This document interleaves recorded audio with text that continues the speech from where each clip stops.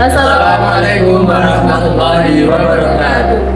Izinkan kami dari kelas 12 agama untuk memperkenalkan kelompok presentasi kami, diantaranya yaitu Saya Rifik Muhammad Anasir. saya Muhammad Riza Dibuha. Saya Novita Alisa Mudhahara. Saya Isman Zura Indonesia. Di sini kami akan menjelaskan sedikit tentang kerajaan Cirebon.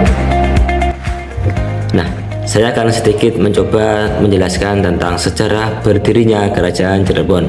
Kerajaan Cirebon itu berkuasa pada abad ke-15 sampai 16 Masehi. Secara geografis, Kerajaan Cirebon itu terletak di Provinsi Jawa Barat dan berbatasan dengan Provinsi Jawa Tengah. Karena hal ini, Cirebon menjadi perantara antara budaya Sunda dan budaya Jawa, yaitu mereka mempunyai budaya khas Cirebon yang tidak didominasi oleh budaya Sunda maupun oleh Jawa. Kerajaan Cirebon bermula pada Ki Gedeng Tapa, yaitu pada tahun sekitar 1 Suro 1358 tahun Jawa atau dalam Masehi 1445 Masehi, pada daerah yang terkenal dengan nama Desa Caruban. Kuwu atau seorang kepala desa Kades yang pertama adalah Ki Gedeng Alanglang dan wakilnya adalah Raden Walangsungsang. Raden Walangsungsang ini putra dari Prabu Siliwangi dan Nyi Mas Subanglarang. Nyi Mas Subanglarang adalah putri dari Ki Gedeng Tapa tadi. Setelah Ki Gedeng Alanglang wafat, maka Raden Walangsungsang maju menjadi kepala desa Caruban. Setelah menjadi Kuwu, beliau bergelar Pangeran Cakrabuana. Lalu Pangeran Cakrabuana itu mendirikan Istana Bagongwati dan mendirikan sistem pemerintahan Cirebon. Sekian dari saya. Selanjutnya tentang raja-raja kerajaan Cirebon. Raja-raja kerajaan Cirebon. Yang pertama adalah Pangeran Cakrabuana yang memerintah pada tahun 1430 Masehi sampai 1479 Masehi. Pangeran Cakrabuana atau yang juga dikenal dengan nama Raden Walangsungsang merupakan keturunan dari kerajaan Pajajaran. Saat berusia remaja, Pangeran Cakrabuana dikenal dengan nama Kian Santang. Karena telah memeluk agama Islam, Pangeran Cakrabuana tidak menjadi putra mahkota kerajaan Pajajaran, sehingga ia mendirikan Istana Pakungwati yang merupakan pusat pemerintahan Cirebon pada masanya. Yang kedua adalah Sunan Gunung Jati atau Syarif Hidayatullah yang memerintah pada tahun 1479 sampai 1568 Masehi. Pada tahun 1479, pemerintahan Cirebon dipimpin oleh Syarif Hidayatullah yang merupakan putra dari adik Pangeran Cakrabuana. Syarif Hidayatullah atau yang dikenal dengan sebutan Sunan Gunung Jati mendapatkan gelar Tumenggung Syarif Hidayatullah.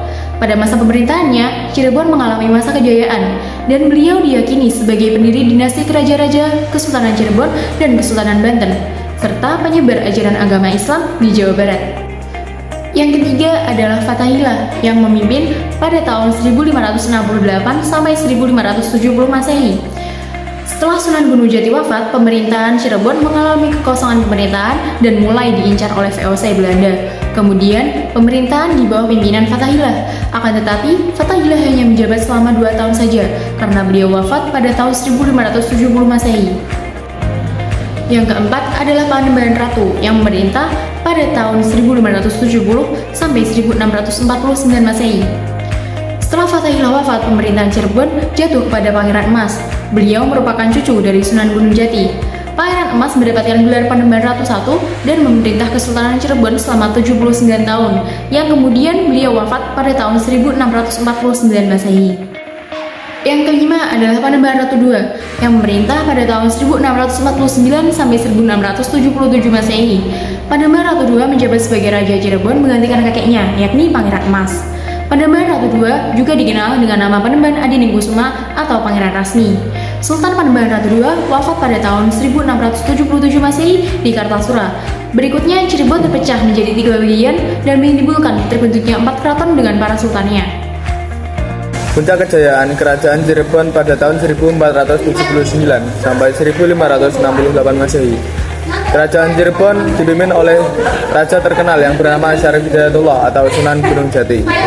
Kepopuleran nama Sunan Gunung Jati sebab diyakini sebagai pendiri dinasti Raja-Raja Kesultanan Cirebon dan Kesultanan Banten. Beliau juga menyebarkan ajaran agama Islam di Jawa Barat. Sunan Gunung Jati membawa Cirebon ke puncak kejayaan dan berperan besar dalam menyebarkan agama Islam di Cirebon. Sunan Gunung Jati memperluas wilayah Cirebon hingga ke Banten, Sunda Kelapa, dan Raja Galuh. Dan dibanding perekonomian, Sunan Gunung Jati fokus pada perdagangan antar bangsa seperti Campa, Malaka, India, Cina, dan Arab. Yang terakhir adalah kehancuran Kerajaan Cirebon. Kehancuran Kerajaan Cirebon dimulai pada tahun 1666 Masehi dalam pemerintahan Panembahan Ratu II atau Pangeran Rasmi. Latar belakang keruntuhan ini bukan disebabkan kekalahan dalam medan pertempuran, melainkan karena perpecahan yang terjadi di dalam kerajaan, yaitu fitnah dari Sultan Amangkurat I yang merupakan penguasa Mataram. Kehancuran Kerajaan Cirebon tidak lepas dari kehancuran VOC di Pulau Jawa dan kebangkitan kekuatan kerajaan Islam, yaitu Banten di wilayah barat dan Mataram di wilayah timur, dengan membuat perjanjian pada tahun 7 Januari 1681 Masehi, di mana isinya mengakui kebangsaan ketiga raja di Cirebon. Sekian presentasi dari kelompok kami. Ada kurang lebihnya kami mohon maaf. Wallahul muwaffiq ila aqwamit thoriq. Wassalamualaikum warahmatullahi wabarakatuh.